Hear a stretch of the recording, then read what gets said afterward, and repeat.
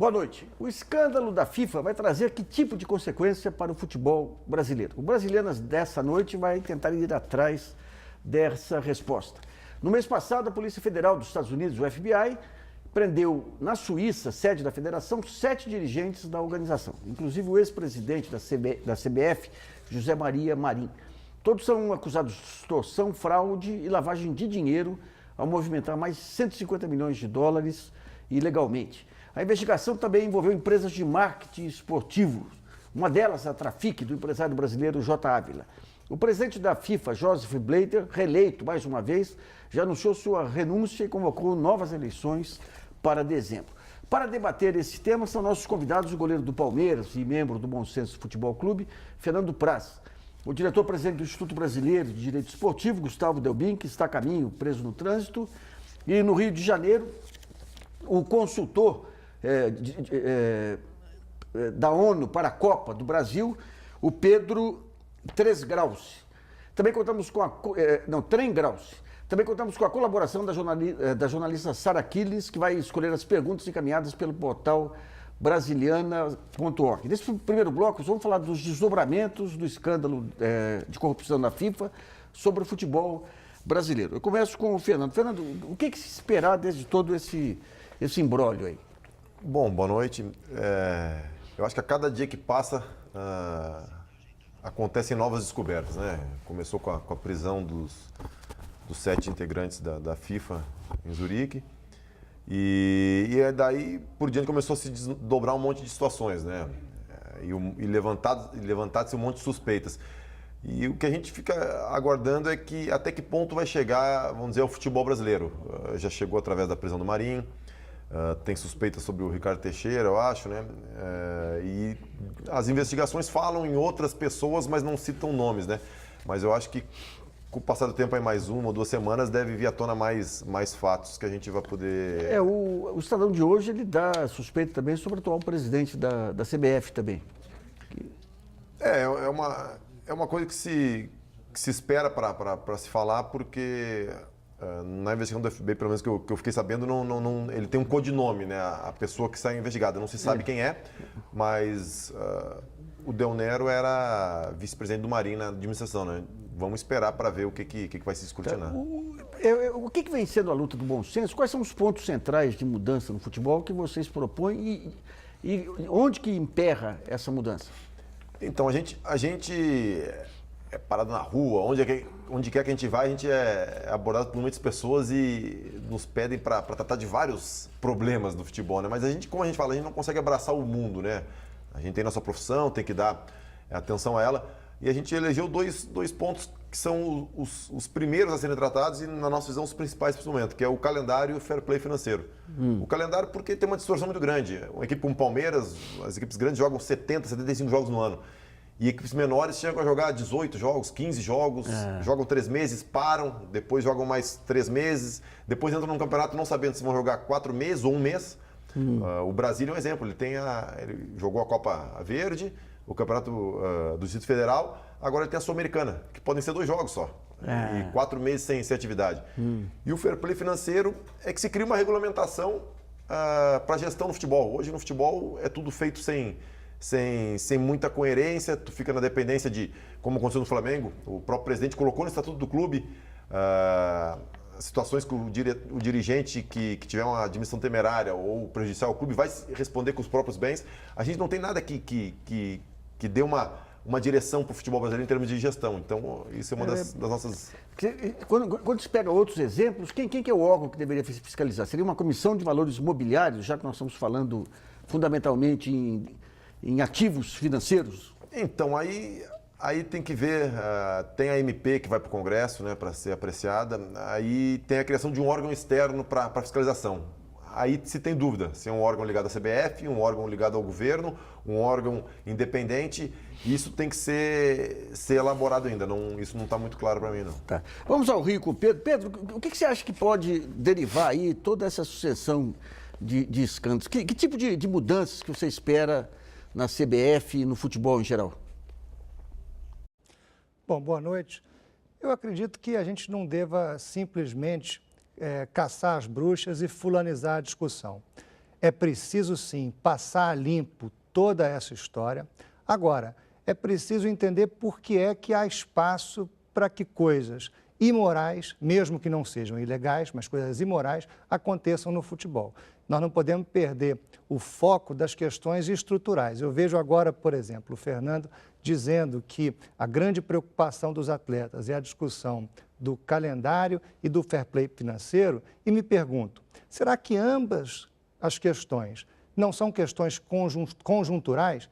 E a questão estrutural é: por que é que os atletas não votam nas entidades que organizam as suas competições? Ora, se os atletas participam, se eles votam, eles discutem essas e todas as outras questões que hoje são pertinentes ou que venham a ser pertinentes no futuro. O grande problema, na minha opinião, é que essas estruturas do esporte brasileiro e mundial nasceram para administrar uma iniciativa amadora, que nos últimos 30 anos se transformou num negócio multibilionário, sem que essas estruturas, nem a legislação que as regulam, tivesse evoluído, tenha evoluído. Não evoluiu nada, não há nenhum mecanismo de controle social, não há nenhuma obrigação de transparência ou de maior democracia. E por quê? Porque quando essas instituições nasceram, elas eram formadas simplesmente pelos seus membros, que custeavam as suas atividades do próprio bolso. De lá para cá, isso mudou demais. A CBF não tem nada a ver com as 27 federações estaduais que a compõem. Ela presta conta somente a 27 federações estaduais e administra um patrimônio de 500 milhões de reais por ano declarado no orçamento da CBF anual. Então, existe uma disparidade, um descompasso entre as organizações esportivas e o cenário e a sociedade que nós vivemos hoje, porque elas não foram criadas para administrar esse grande negócio que se transformou o esporte. Então, é fundamental que, ao mesmo tempo em que a gente passe a limpo toda essa história, também haja um esforço para repensar o modelo de governança de todo o esporte brasileiro, que pode aproveitar esse momento para sair mais forte do que entrou. Porque se a gente ficar na discussão simplesmente da caça às bruxas, do calendário, do fair play, nós vamos enxugar gelo, porque a estrutura permanece a mesma. É como falar em limitação de mandatos, por exemplo. Ora, se não mudar o colégio eleitoral, pouco importa a limitação de mandatos. O Brasil já experimentou isso em 1975, quando a lei limitava os mandatos e os pais sucediam aos filhos, que sucediam aos pais, que sucediam aos filhos. O que nós precisamos é de um choque de democracia, de transparência, de controle social. Tá. Em benefício do bom senso, saiu o manifesto deles hoje, contemplando um conjunto enorme de temas, e o fundamental é realmente a democratização. Mas eu te pergunto um ponto central aí, que não é apenas do futebol brasileiro, os jogadores, o passe dos jogadores hoje é de valores milionários. E é impossível você ter uma avaliação precisa da taxa de retorno, que nem você teria numa empresa convencional. Todo mercado em que você tem dificuldade de definir o valor, mercado de arte e o mercado de futebol, se presta a lavagem de dinheiro que tem sido denunciado internacionalmente. De que maneira regular essa questão do valor do passe e as formas de comercialização do jogador? Bom, na minha opinião, transparência é a palavra-chave para isso. Porque, independente de qual seja o valor, se houver transparência total nas negociações e também no próprio salário das pessoas envolvidas, olha, nós sabemos quanto ganha o presidente da República, quanto ganha o ministro do Supremo, quanto ganha todo mundo que trabalha na esfera pública. Não sabemos quanto ganha as pessoas envolvidas com o futebol, porque se insiste em dizer que o futebol é uma iniciativa privada. Ora, tudo bem que não seja uma iniciativa pública. Agora, não é uma iniciativa privada como uma outra empresa qualquer, onde os sócios investem, assumem os riscos e administram o seu próprio patrimônio. No esporte, essas entidades administram um patrimônio pertencente a uma coletividade muito maior do que os membros que a compõem. A CBF administra um patrimônio muito maior do que simplesmente o patrimônio das 27 federações estaduais que a compõem. O presidente do Flamengo administra um patrimônio muito maior do que simplesmente o patrimônio dos sócios do Flamengo. Por quê? Porque, como pode explicar o presidente do Flamengo, que administra um orçamento de quase 400 milhões de reais por ano, representa uma torcida de 40 milhões de pessoas, sendo eleito com 1.000 414 votos. Existe uma distorção nesse nosso sistema e é justamente dessa distorção que nascem esses problemas. Com transparência, com todo mundo sabendo quem ganha o quê, quanto ganha e como ganha, fica muito mais difícil de lavar dinheiro. Então eu pergunto para o Gustavo. Gustavo, quando se fala em transparência, não dá para querer que voluntariamente os clubes de futebol tenham essa política. Eu pergunto o seguinte, de que maneira, qual é um regulamento similar que pode ser adotado aí? Seria a lei das sociedades anônimas? Seria algo ligado à CVM, que obriga qualquer entidade que tenha, que ofereça ao público, até consórcios, a ter conjunto de informações? O que seria a regra adequada aí? Bom, Luiz, na verdade, o que a gente tem é que, pela própria MP que está... o Praz até falou sobre isso agora, tem uma MP no Congresso para se discutir. Existe uma MP e existe uma discussão sobre essa MP numa comissão mista do Congresso, Senado e Câmara dos Deputados. Ali é possível que sim, que saia um órgão fiscalizador, como o próprio Praz já disse para vocês, que possa interferir nessas questões. Não acho que a CVM seja o foro adequado para esse tipo de discussão. As discussões desportivas poderiam acontecer sim, enfim, no Ministério do Esporte, que tenha alguma ingerência sobre isso, em alguma outra agência que seja criada, enfim, mas a gente tem um problema de ter várias agências funcionando no país, um inchaço no poder público, se formando muitas entidades paralelas. Então, o que a gente poderia ver é que talvez se mudasse a legislação para que a CBF e que os clubes entregassem esses contratos, fizessem com que esses contratos fossem transparentes, como disse o Pedro lá no Rio, acredito que esta seria uma questão que facilitaria a investigação ou até o conhecimento desses valores. Mas vamos pegar um ponto que eu coloquei para o Pedro, essa questão do valor dos jogadores. Porque o valor, quando você pega, ele não segue uma curva normal. Você tem um jovem lá, juvenil, se destaca, de repente é vendido por um valor que não tem histórico nele que consiga segurar. De que maneira impedir lavagem de dinheiro e outras manobras? A legislação, ela tem um percentual, uma possibilidade de se limitar essa transferência nacional. Então, quando se faz um contrato, você sabe qual é o valor do salário e nesse próprio contrato já existe um valor limitador para uma negociação nacional. As negociações internacionais não têm este limitador, mas no próprio contrato também consta qual é o valor desta cláusula que a gente diz. E há uma troca de informação entre os países? Na verdade, sim, porque qualquer transferência de dinheiro internacional tem que passar pelo Banco Central. Então, um clube A brasileiro, ao negociar com um clube europeu, por exemplo, esta negociação deve sim passar pelo Banco Central, se saberá quanto que esse clube receberá. O que ocorreu especificamente no caso do Neymar aí que... Sim. Então, existe eu não sei ao certo, porque eu não conheço o contrato especificamente, mas o que se diz é que existiu uma negociação Santos-Barcelona e possivelmente uma outra negociação diretamente com o atleta e com o pai que tem uma empresa que cuida da imagem do atleta. Então, pode ser que a transação Santos-Barcelona é a transação que foi, digamos, legal, tributada, transparente, e se houve outra, digo se houve, porque, como disse, não conheço o contrato especificamente, se houve outra investigação, aí caberiam duas situações pelo menos, o fisco brasileiro, o fisco e o fisco também na Espanha, buscando pelo menos saber desses valores para buscar a tributação disso daí. O Fernando, tem um termo de mercado que fala precificação, que é definir um preço aí. No caso de jogadores, por exemplo, entrar numa seleção brasileira, ser escalado para um jogo, valoriza. De alguma forma, vocês sentem que há uma interferência de interesses de empresários aí na escalação eventual de jogadores na seleção? Olha, é muito difícil falar, né? Porque no Brasil é diferente de qualquer outro país. Na Espanha, em países menores, até tu já sabe mais ou menos os jogadores que vão ser convocados. No Brasil, como o ambiente é muito maior, uma vez ou outra aparecem... Falou de precificação de jogadores. O Vitinho, que está no Internacional, saiu do Botafogo. Ele jogou acho que 6 meses no Botafogo, foi vendido por 10 milhões de euros, ou 11 milhões de euros, que era multa rescisória. Quer dizer, e 6 meses antes ele valia 500 mil, 1 milhão. Então é uma situação muito complicada. A seleção brasileira é um dos fatores que fazem a valorização acontecer de uma maneira muito mais rápida, né? A gente tem um monte de exemplos, o maior exemplo deve ser agora esse menino do Inter, o Jefferson, lateral esquerdo, de 21 anos, foi convocado. Provavelmente depois da Copa América, a valorização dele no mercado vai ser enorme, né?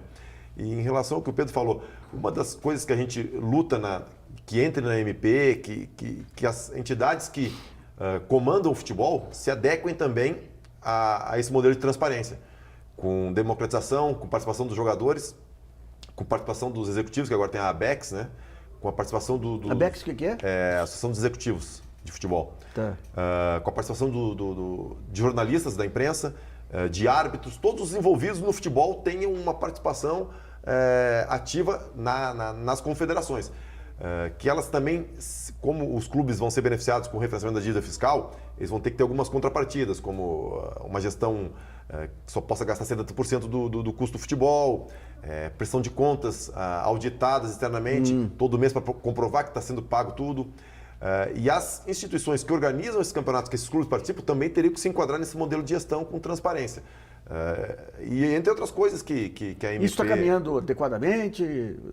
Pelo que eu acompanho é muito complicado, porque a parte política no Brasil é complicada, né? As coisas para andar demoram e muitas pessoas não têm o interesse que as coisas do futebol corram para um lado de transparência, de democracia, porque é mais difícil de repente, defender seus interesses, né? Existe uma bancada do futebol impedindo isso aí?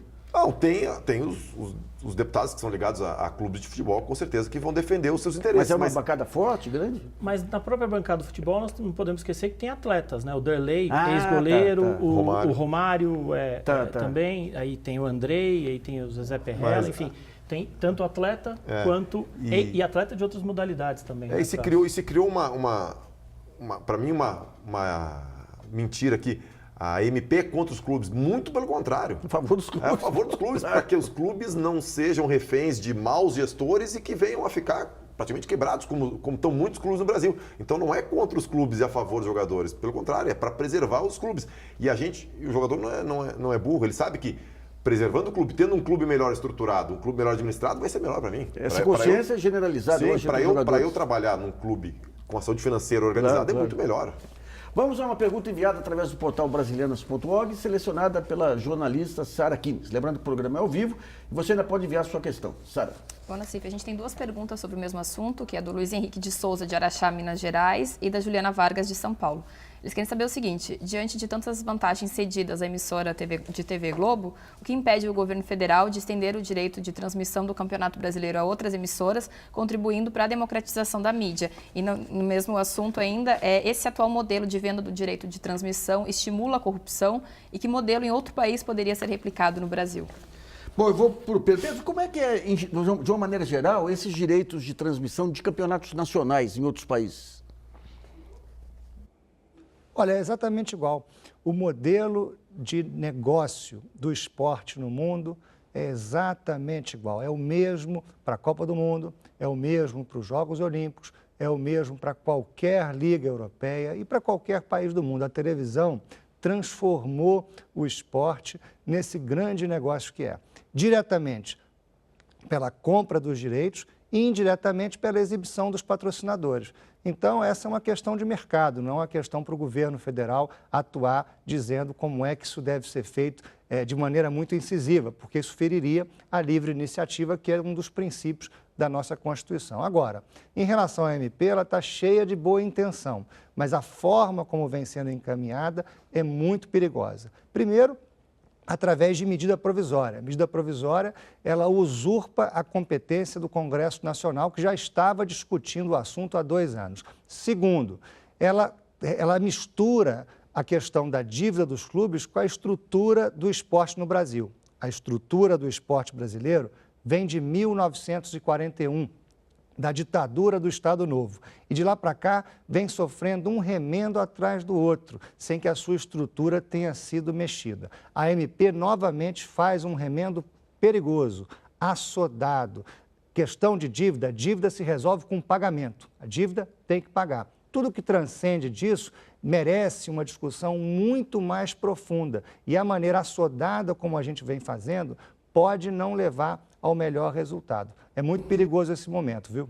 Eu queria colocar para você o seguinte, qualquer atividade econômica ela é regulada e um dos pontos de regulação é a questão do abuso de poder econômico. Você tem o CAD para isso, o Conselho Administrativo de Direito Econômico também. Eu pergunto o seguinte, quando você tem um dos pontos centrais que foi colocado aí, que estoura nesse escândalo, é a venda de direitos de transmissão e a exclusividade.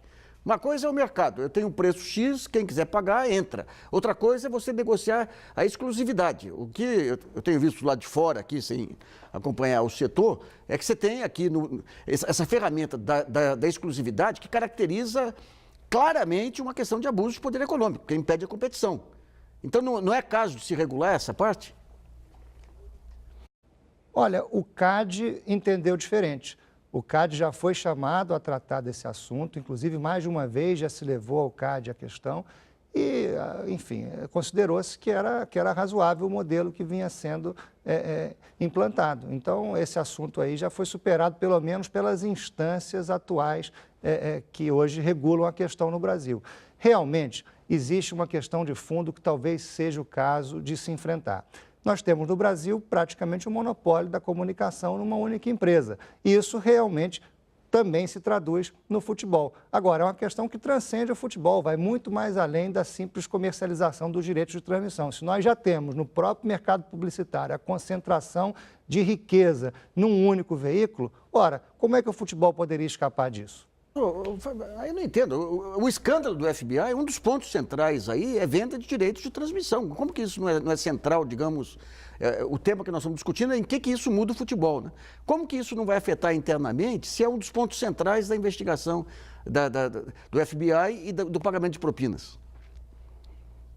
Bom, o ponto central não é o modelo de comercialização. O ponto central da investigação americana, aliás, que é baseada numa lei que foi criada nos Estados Unidos justamente para chegar nas organizações mafiosas, né? Na questão da extorsão privada, né? Na corrupção da empresa, que inclusive no Brasil, vamos fazer aqui a distinção. Pouca coisa do que vem sendo discutido hoje na mídia mundial seria problema no Brasil, porque corrupção ainda é associada quase que exclusivamente aos entes públicos, ou seja, só há corrupção no Brasil, por lei, quando há um agente público envolvido. Numa empresa, é muito mais difícil caracterizar qualquer um desses problemas, segundo a nossa legislação. Nos Estados Unidos, nos anos 70, a Lei RICO foi justamente instituída para que se pudesse processar a corrupção privada, a extorsão, as organizações mafiosas. É com base nessa lei que o FBI está investigando as questões do futebol. Então, veja que o problema não é a forma como isso vem sendo comercializado. O problema é que se descobriu que havia o pagamento de propinas para que decisões fossem tomadas em benefício de um determinado agente ou de outro, seja na escolha da sede da Copa, seja na venda dos direitos de publicidade estática, seja na venda dos direitos de transmissão. E repara que havia um intermediário, na grande maioria dos casos, entre as empresas de comunicação, entre os patrocinadores e as organizações esportivas. Então, essa é uma questão muito mais complexa. O formato de comercialização, ou seja, uma empresa comprando com exclusividade os direitos de transmissão de uma determinada competição, não é o ponto central dos problemas. O problema é que essa empresa, essa exclusividade, essas propriedades tenham sido negociadas com base em vantagens indevidas sendo recebidas por quem tomava a decisão de vender para um ou para outro. O problema é mais complexo do que isso, Nassif. Então, um dos pontos para tratar essa complexidade é nós termos também uma legislação que trate a corrupção privada, que é um fato óbvio aí que hoje, quando você pega os Estados Unidos, toda a legislação, a necessidade de transparência, a lei Sabanes e tudo, foi para tentar cercar essa corrupção privada, porque senão você fica numa situação complicada. Você tem um corruptor privado, um corrompido público, e é só esse universo que passa a ser punido, então. Vamos para o primeiro intervalo e Brasileiras.org volta já.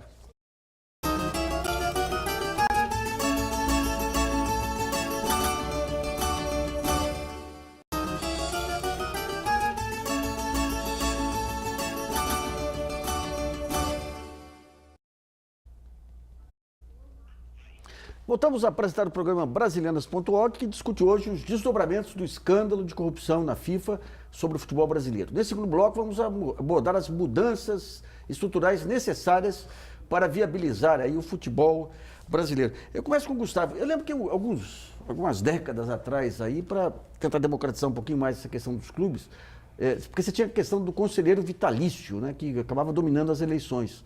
E teve alguma mudança para reduzir esse peso. O que teve objetivamente nos últimos anos? E a eleição direta, eu queria saber se na sua opinião, é o caminho, efetivamente, envolvendo jogadores e torcida. Isso, em jogadores e torcida é uma situação diferente. Eu ia falar, como o Pedro havia dito, são poucos os sócios, os associados dos clubes que têm direito a voto. Essa eleição direta, diferente, por exemplo, do Palmeiras, a eleição direta era porque existia uma eleição entre os conselheiros que elegia o presidente. E o que se está abrindo agora para uma eleição direta é para que todos os associados daquele clube, os associados elejam os seus representantes. Se a gente for pensar no que diz o Código Civil de uma associação que tem os seus associados, ou seja, os membros dessa associação elegem o seu presidente, elegem os seus conselheiros e diretores. Nisso, né? Então, essa situação não havia no Palmeiras, o último a mudar, mas os outros clubes, o São Paulo, o Corinthians, já existia essa eleição direta dos associados, 100% dos associados teriam direito a eleger os seus representantes. Essa questão de vitalícios ou até de outros tipos de conselheiro, elas ainda existem nos clubes, mas existem com número diferente. Então, a proporção de conselheiros vitalícios é menor do que a proporção dos conselheiros eleitos, justamente para que possa haver uma alternância no poder. Isso é o que se busca, né? Tá. Ô Pedro, essa discussão entre o futebol empresa, o futebol clube, como é que você vê? Porque sempre há um conflito entre a parte social e a parte futebolística. E recentemente se apresentaram como exemplos que o futebol empresa seria mais eficaz na Europa, mas, por outro lado, os clubes espanhóis eram clubes convencionais. De que maneira qual a sua análise sobre esses dois modelos, né? O clube social com o futebol e o clube empresa? A forma jurídica adotada pelo clube, na minha opinião, não é o ponto central, porque empresa mal gerida também quebra. O problema é gestão. E uma boa gestão tenta fazer planejamento tributário. No Brasil, ser empresa paga mais imposto do que ser associação. Então, uma boa prática de gestão seria escolher de primeiro plano a associação como o melhor formato para os clubes. Então, no Brasil, essa discussão não vai muito adiante, simplesmente porque a empresa paga mais imposto do que clube, do que associação, que é o formato jurídico atual dos clubes, e a questão da administração é muito simples. Empresa mal gerida quebra. Clube mal gerido nem sempre quebra. Aliás, eu acho que juntos aqui conseguimos lembrar de pelo menos 10 clubes com mais de 100 anos no Brasil. Mas vamos ter dificuldade de lembrar de 10 empresas com mais de 100 anos no Brasil. E, por fim, o objetivo de um clube é bem diferente do objetivo de uma empresa. Uma empresa tem o lucro por objetivo. O clube precisa ser superavitário para atingir o seu objetivo, que é ganhar títulos. E aí nós temos a primeira grande distinção de natureza, que nos indica a associação como o melhor caminho. Agora, sobre a questão da democratização, da democracia, eu enxergo um mundo onde a democracia formal, que é ter eleição direta, perde espaço para a democracia substantiva, onde os torcedores conseguem acompanhar os seus clubes cotidianamente pelo celular. Ele tem o seu clube na sua mão. Eu não sei por que os torcedores não são chamados para ajudar a escolher o técnico do seu time, para ajudar a escolher os reforços, para ajudar a escolher a escalação, para ajudar a pagar por tudo isso. Nós temos instrumentos tecnológicos nessa comunicação de mão dupla do século XXI que já permitem tudo isso. Nós precisamos avançar no sentido de uma democracia muito mais substantiva. A eleição, aquele momento específico de 4 em 4 anos é importante, mas as decisões do dia a dia também podem e precisam ser compartilhadas. Pedro, só para dar alguns exemplos aí de clubes bem administrados, em que consiste o negócio do planejamento? Quais são as diversas etapas aí, desde identificar o jovem jogador, rentabilizar o clube com outras formas? Qual o exemplo melhor que você tem aí para apresentar para a gente? Bom, Os modelos são completamente diferentes. Um clube na Europa, aliás, o clube da Inglaterra, o Chelsea, que tem um estádio maravilhoso e tem um dono, que é um russo que coloca o dinheiro que quiser lá. O Milan, um exemplo de clube na Itália, de títulos e títulos conquistados, o Berlusconi colocava dinheiro lá e o clube dava prejuízo toda hora. Um clube bem administrado por alguns critérios é o clube que ganha título. Um clube bem administrado por outros critérios pode ser como, por exemplo, o Flamengo, que está aí no azul, quer dizer, o maior lucro da história do futebol brasileiro, tem uma gestão responsável. Agora, tem gente que diz que clube de futebol não é banco para ficar dando lucro e com balanço positivo. O clube de futebol tem que ganhar título. Em algum momento, essas questões vão ter que ser enfrentadas. Para que serve o clube de futebol? Qual é a sua finalidade? O que o torcedor, o que o sócio quer? O sócio de uma empresa quer dividendos. O sócio de um clube quer títulos. E aí, nós temos aí vários exemplos de que ganhou título, ganhou virogênio, né? O São Paulo ganhou durante muito tempo vários títulos e foi o grande referencial de boa gestão no Brasil. Bastou o desempenho em campo não corresponder à expectativa, começou a ser questionado. E nós temos esses exemplos aí para ilustrar o que eu estou dizendo. Na minha opinião, clube bem administrado é aquele que encontra o seu caminho de acordo com a sua história. Repara só, um clube como o Fluminense, no Rio de Janeiro, que tem na sua história o título de ser o clube que mais formou atletas da história da participação do Brasil nas Olimpíadas. Ele precisa encontrar um modelo que contemple o futebol, contemple o esporte olímpico, contemple o social, do ponto de vista que aquela sede social é um empreendimento imobiliário em si mesmo. Imagina que um clube como o Fluminense não tivesse um time de futebol e nem esporte olímpico. Só o terreno que ele tem já é viável economicamente. O mesmo vale, por exemplo, para o Palmeiras. Olha o estádio do Palmeiras. Aquilo é um empreendimento imobiliário com ou sem time de futebol. Então, no Brasil, como os clubes são ecléticos, são várias modalidades e também são empreendimentos imobiliários, é preciso encontrar um mecanismo que permita a cada uma dessas unidades de negócio se desenvolverem na plenitude do seu potencial. Esse é um grande desafio e não dá para copiar modelos europeus, porque são realidades diferentes, são potenciais diferentes e o Brasil precisa ter coragem de inovar e encontrar suas próprias soluções. Ô, Fernando, como é que você vê, digamos, dentro da gestão de um clube, quais são os pontos que fazem o jogador ficar mais motivado e menos motivado? Quais os pontos da organização que dão mais segurança ou menos para o jogador? Então, o Pedro tocou num assunto, né, do clube que é bem administrado, vamos dizer, economicamente, tem um bom retorno financeiro, e o clube que ganha títulos, né? E é difícil definir qual a melhor gestão. Só que aí vai da transparência, né? Muitos clubes se endividaram enormemente para ganhar títulos e depois de 10 anos estão pagando a conta daqueles títulos lá atrás. Vale a pena? E tem muito caso de clube que vira campeão e de repente vende todo o estoque de jogadores. E o Cruzeiro, ele conseguiu montar um time em cima de um investimento muito forte, né? E vendeu agora também Everton Ribeiro, Ricardo Goulart e o Lucas Silva, mais de 100 milhões ele conseguiu reverter. Só que pra gente que está de fora, fica difícil analisar se é uma boa gestão ou não. A princípio, ótima gestão, bicampeão brasileiro. Agora, daqui a 10 anos, como é que vai estar o Cruzeiro? Então, cada clube, o Flamengo é um exemplo. O Flamengo está, na minha visão, fazendo uma coisa que eu particularmente acho correto. Está conseguindo se reestruturar economicamente, mas não está ganhando títulos. Mas, na minha visão, é melhor tu se reestruturar durante 5, 6 anos para ter um longo caminho vitorioso lá na frente, do que tu ganhar agora, pagar a conta depois e depois passar para uma segunda divisão ou ficar em dificuldades por causa de um investimento fora da realidade. O torcedor muitas vezes não consegue aceitar isso, né? E eu acho que é o mais difícil de fazer um planejamento no Brasil, é isso.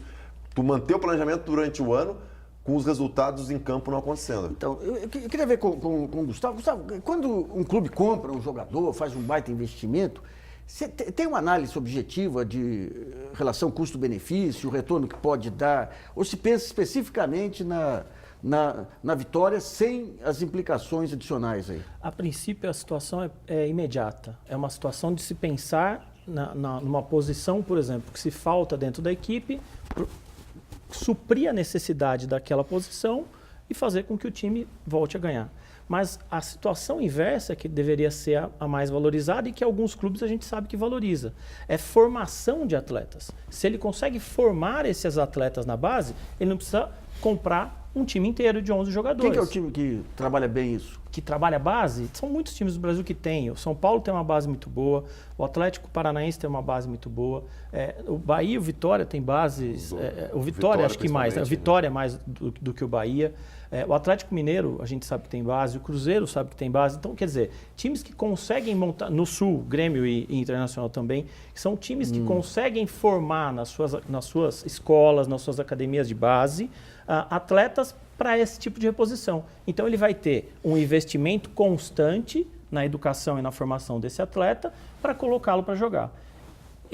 Assim, às vezes, vai haver uma necessidade de um atleta específico para uma posição específica. Então, aí sim ele investiria numa situação. Mas o que acontece se ele tem esta formação? Ele consegue negociar esses jogadores que ele mesmo forma. Então, com isso, ele consegue equilibrar a conta. Você pega o barato, a hora que fica maduro, vende e repõe aqui. Ele negocia, vender é um termo meio difícil para a gente aceitar, mas ele negocia esse contrato desse atleta e para, às vezes, repor, para, às vezes, cobrir um gasto que teve na base, mas que está produzindo sempre elementos. O próprio Fluminense foi sempre um exemplo de formação, né? Xerém sempre foi muito falado de formação, só que ele optou por um modelo de gestão diferente, com a Unimed, depois, contratação de grandes jogadores, com potencial mediático muito alto em detrimento da base. Agora está voltando, tem o Gerson, tem o Kennedy, tem vários meninos que já estão inclusive na mira de Barcelona, de Manchester, de Chelsea, que estão subindo do time de cima por necessidade. Porque perderam o parceiro e agora estão mudando, vamos dizer, a maneira de gerir, né? Vamos a outra pergunta enviada através do portal brasileiras.org, selecionada pela jornalista Sara Kins. A gente tem uma pergunta do Zilauber Guimarães, de Juazeiro do Norte, Ceará. Ele quer saber a respeito da reforma no futebol brasileiro. Por onde começar? Se pelo calendário do futebol, pelas condições trabalhistas dos atletas, pelos direitos de transmissão das TVs, pelo apoio à formação de atletas na base. Bom, o Pedro, de alguma maneira, já respondeu isso lá atrás. Agora, eu queria saber uma coisa, Pedro. Eu lembro meus velhos tempos de repórter econômico aí dos anos 70. Quando começa a TV a cabo, a gente tinha aquela ideia que do Brasil, o Santos vai poder, que era, na ocasião, o time brasileiro mais internacional, né? Ele vai poder jogar no mundo inteiro sem sair da Vila Belmiro. Essa questão dos campeonatos, da venda de direitos internacionais dos campeonatos brasileiros, hoje é uma fonte de renda ou não existe perto do campeonato espanhol, do campeonato italiano? Não, é insignificante. A venda dos direitos internacionais do futebol brasileiro é insignificante. Os clubes brasileiros não são vistos lá fora. Nós hoje somos vítimas de uma globalização de mão única. A camisa infantil de futebol mais vendida no Brasil é do Barcelona. Uma em cada 3 camisas de clubes vendidas no Brasil é de um clube estrangeiro. E nós, brasileiros, não temos condições de desenvolver o nosso mercado lá fora. Quem não é visto, não é lembrado. Agora, por que é que nós não vendemos direitos internacionais? Simplesmente porque não competimos no mundo globalizado. Nós somos obrigados a sustentar a Conmebol, competindo na Sul-Americana e na Libertadores em mercados que nós temos muito pouco a desenvolver. Nós temos pouco mercado na Bolívia, no Uruguai, no Paraguai, no Chile, na Argentina. O PIB da Argentina era menor do que o faturamento anual da Petrobras. Então não tem mercado para nós lá. Nós precisamos nos libertar da Libertadores e pensar num calendário que tem uma competição do Canadá ao Chile, como é a Champions League, com 52 países. Por que não uma competição que nos permita desenvolver o mercado norte-americano, que é maior do que a Europa? Os Estados Unidos sozinho têm um PIB maior do que a Europa toda junta. A Liga de Futebol Americano fatura 5 vezes mais do que a FIFA. E nós não conseguimos ainda encontrar um caminho para desenvolver o nosso mercado, o mercado do futebol nos Estados Unidos, que poderia representar um grande salto de receitas e uma forma da gente se contrapor a essa hegemonia da Europa. Quem sabe essa investigação americana sirva para unir as Américas e questionar essa hegemonia que concentra cada vez mais a atenção do mundo na Europa. Nós temos um caminho longo, mas podemos começar a percorrê-lo. Fernando queria falar um pouco sobre isso? O Leonardo que foi diretor do Paris Saint-Germain, né, nessa transição do Paris, foi técnico do Milan. Ele tem uma posição muito interessante em relação a isso. Ele cobra da CBF justamente isso, que se tem uma outra visão, que crie mecanismos para que os clubes brasileiros possam ser trabalhados de uma forma diferente, para captar recursos, para abrir mercados, porque hoje se preocupa só com o futebol brasileiro, os pontos corridos, vender a transmissão do Campeonato Brasileiro para os clubes e não dá uma nova visão, não abre novos mercados para o futebol brasileiro. Então teria que ter alguém que vivesse 24 horas por dia e se interessasse em fazer simplesmente isso, criar novas áreas de atuação no futebol brasileiro, porque realmente tu vai jogar uma Libertadores, e isso o presidente do Atlético falou, o campeonato estadual dá mais retorno do que uma Libertadores, a não ser que tu sendo campeão, óbvio, tu vai para o Mundial, mas em termos econômicos, a Libertadores, no formato que para os clubes brasileiros, não agrega tanta coisa a não ser o título da Libertadores. Vamos para o segundo intervalo e Brasilianas.org volta já.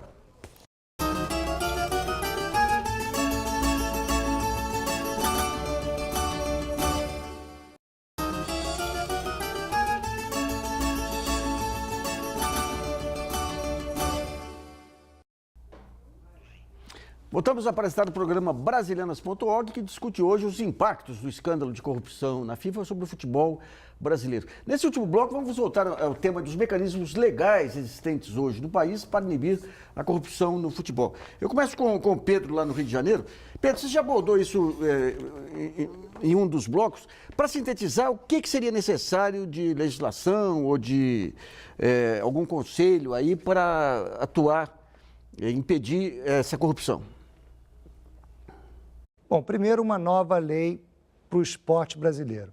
Não é possível imaginar que instituições criadas pela ditadura do Estado Novo, com inspirações fascistas, sejam adequadas para gerir esse negócio multibilionário em que se transformou o esporte nos últimos 30 anos, no século XXI, que é o século da democracia substantiva. É preciso rever a estrutura. Eu não vejo razão nenhuma porque atletas e clubes não votem nas entidades que organizam as suas competições. Não vejo razão nenhuma para que a tecnologia não seja usada para as pessoas participarem ativamente das decisões que lhes interessam. A sua seleção tem que estar na sua mão. Pelo celular, você deve dizer quem você acha que o técnico da seleção brasileira deve ser, quais são os jogadores que devem ser escalados, tem que ser ouvido. Sob a gestão dessas entidades, eu acho que nós precisamos evoluir no conceito de que elas não são instituições privadas como qualquer outra empresa é. Talvez até inspirar-nos nos modelos das fundações. As fundações são pessoas jurídicas de direito privado,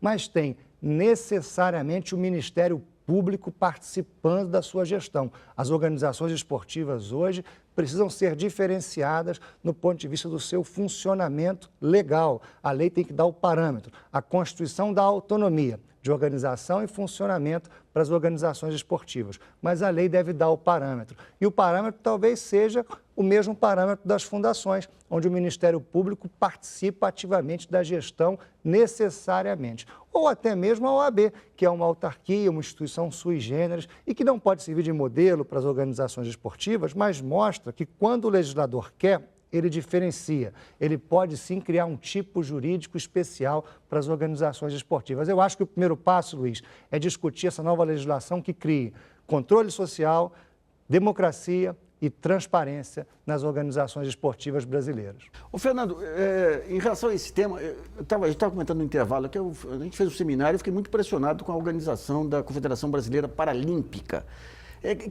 Se pegar, digamos, o que existe em outros esportes, aí tem algum setor que possa servir de modelo para o futebol? Olha, eu não tenho muito conhecimento nessa área dos esportes. Eu só acho que o futebol ficou muito tempo... O jogador de futebol ficou muito tempo parado, alienado a todas as questões que ele tem interesse. Eu acho que agora começou a despertar um pouquinho, mas é uma minoria, é uma coisa muito pequena ainda. Eu acho que o jogador tem que evolui muito em relação a isso. E aí, começar a se inteirar do que acontece no Então, eu meio. queria pegar um ponto que o Pedro coloca lá, essa questão da torcida participar também de escolhas e tudo. Você acha que o torcedor, a voz do povo é a voz de Deus aí, ou vai dar mais confusão do que Não, do que ordem. Não, de repente, em alguma questão mais administrativa, em termos de estrutural, sim, mas trabalho dentro de campo é complicado, porque eu sempre falo, o futebol profissional, o futebol de dentro de campo é muito diferente do futebol da arquibancada. É totalmente diferente. Uma pessoa que vive o futebol fora e vem conhecer um pouco do futebol profissional é totalmente diferente. E a imprensa esportiva, ela está à altura do futebol? Criticam muito que hoje o futebol brasileiro está numa decadência técnica, que os treinadores brasileiros estão decadentes, mas eu acho que é tudo o contexto. Tu não tem também, muitas vezes na imprensa, um debate em alto nível, que exija do treinador saber para poder contra-argumentar. Às vezes o treinador tem um conhecimento e é contraposto por um repórter ou por um comentarista, mas ele não tem argumentos suficientes para... Então fica fácil para o treinador rebater isso. Então acho que o jogador tem que aumentar seu nível técnico de novo, porque caiu. Os treinadores têm que evoluir, mas a imprensa crítica também tem que puxar um debate para cima. Luiz, você me permite, você falou do Comitê Paralímpico Brasileiro e eu posso também te dar um outro exemplo da Confederação Brasileira de Atletismo. Na Confederação Brasileira de Atletismo, os atletas olímpicos, os 5 melhores clubes do Troféu Brasil, os treinadores, os árbitros e as federações, como é o caso da CBF também, todos eles têm direito a voto na Assembleia. Então, hoje a lei já permite que isso aconteça, mas depende de uma vontade, obviamente, da própria Assembleia. Depende daquela organização privada tentar modificar o seu próprio estatuto para permitir isso. Então, você, quando vai a uma Assembleia da Confederação Brasileira de Atletismo, você tem representado efetivamente o atletismo todo. Então, com todos os artistas daquela modalidade estão presentes e fazem as decisões a partir dali. Já com relação ao Comitê Paralímpico Brasileiro, é uma associação muito mais nova e que não tem o caráter dos clubes. Não existem os clubes ou alguns clubes hoje, em alguns clubes já existem os times paralímpicos, mas a base do paralimpismo veio das associações. Então existia uma associação de cadeirantes que jogavam basquete. Associação. Fantástico. Então essas associações se uniram e formaram aí o comitê.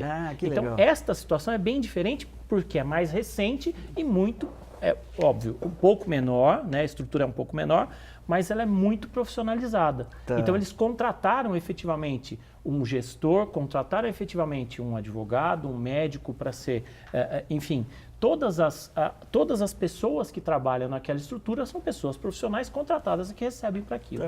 Vamos correndo para uma outra pergunta enviada através do portal brasileiras.org, selecionada pela jornalista Sara Quines. Tem uma pergunta da Mônica Ferreira, de São Paulo. Ela cita o exemplo dos jogadores na Espanha que entraram em greve recentemente, protestando contra a nova lei que obriga a negociação coletiva para a venda de direitos televisivos. Ela quer saber no Brasil por que os jogadores não são sindicalizados também. Fernando. Então, no Brasil, eu acho que é questão cultural. O futebol, é uma visão minha, o futebol nada mais é do que reflete a sociedade. A sociedade no Brasil... Qual é o perfil do jogador médio hoje? Alfabetizado? Não, hoje melhorou muito. Eu, quando comecei em 90, 90 e poucos, não era raro ver no vestiário meia dúzia de jogadores que não sabiam nem sabiam mal assinar o nome. Hoje, como a sociedade brasileira também evoluiu na educação, bem ou mal, mas evoluiu, né? O jogador também evoluiu. E é reflexo. O povo brasileiro é um povo que dificilmente se revolta com as coisas e toma as atitudes. E o jogador de futebol vai nisso, porque ele está muito acostumado a obedecer às ordens, sem contestar, sem questionar. E eu acho que não tem nada a ver quebra de hierarquia ou qualquer falta de respeito com questionamento, com discussão. Eu acho que pelo contrário. Eu acho que isso ajuda a melhorar o próprio clube. E eu acho que está começando a se plantar uma semente no futebol que, de repente, daqui a uns anos a gente vai poder ter um ambiente mais... Mas só uma curiosidade, curiosidade de torcedor aí. Eu lembro lá atrás, quando teve Brasil e Holanda, que a Holanda veio com o carrossel, o Brasil até segurou bem a peteca lá, o Brasil tinha olheiros para ver como que os times jogavam. Esse caso desse estilo Barcelona, esse estilo da Alemanha, aí, por que pegou a gente de surpresa daquele jeito? Não, mas eu não sei direito ainda, mas diz que o Brasil tinha equipe de observação e passou o relatório para o treinador, né? Que tinha que povoar o meio campo, porque eles eram muito fortes no meio campo. Aí é questão de estratégia do treinador. Mas hoje no futebol brasileiro se tem, nos próprios clubes se tem equipes que fazem a estatística e observação dos adversários, e não é só do Brasil, da América Latina toda. Com esse acesso à informação, com a internet e tudo, você teria tudo isso. Mas eu boto. O esquema tático é importante, o Barcelona todo mundo prega que seria o melhor time do mundo, tem um esquema tático absurdo que todo mundo exalta. Mas tem uma coisa que o Barcelona tem, diferente dos outros, a qualidade dos jogadores do Barcelona é absurda. Tá certo, então não adianta querer implantar um sistema orquestra tático igual ao Barcelona em qualquer time. banda do interior. Porque é uma qualidade absurda. Cada jogador do Barcelona tem uma qualidade técnica fora Na do sua comum. opinião, quem foi maior, Pelé, Maradona ou Messi. o Messi? Eu não acompanho o Pelé, né? O Messi hoje leva vantagem porque tem...